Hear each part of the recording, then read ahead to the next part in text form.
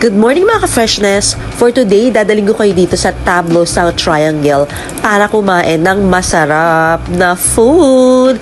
At kita mo naman napaka-cozy ng kanilang place.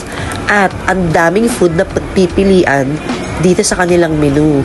Bukod dyan, pwede ka rin mag-coffee after mo kumain at kumain ng dessert na cake. At syempre, while waiting, may libreng cropek, diba? At umorder din ako niyan. Talaga ang sasarap. Kita mo naman, ang laki ng servings nila. May vegetables pa siya with rice. Kaya talagang sulit yung 500 plus na binayad ko dito per serving ha. At syempre, super tender at juicy. Ito kinain kong Texas pork chop. At talagang sarap, grabe. Talagang mapapaulit ka.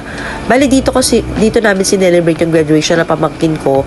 At bukod pa dyan din ako nag-celebrate ng birthday ko yesterday. Kaya alam mo, talagang highly recommended ko tong Tableau Restaurant. At after mo kumain, pwede ka ring mag-coffee para mag-relax. 'Di ba? Chill-chill ka lang muna. Kaya kung ako sa inyo, tara na, i-try natin dito sa Tableau South Triangle para matikman nyo ang napakasarap nilang food. Come on, let's go!